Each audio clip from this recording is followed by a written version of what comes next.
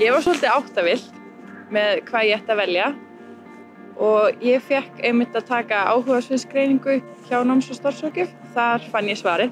Ég var mjög fljót að átta mig á öllu upp í Háskóla Íslands. Það var alltaf hægt að leita upp á þjónustuborð á Háskólatorgi. Svo fékk maður tölvupósta og það var nýnemavika.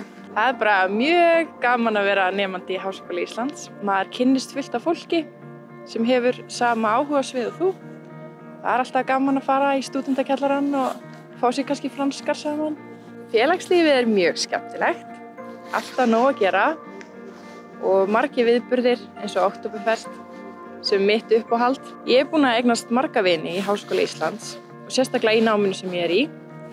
Og við bara höfum alltaf samband við hvort annað og hvort sem það er tengt náminu eða bara ykkur allt öðru. Ég held að þetta verði alveg vinir mínir þangað til bara út lífið.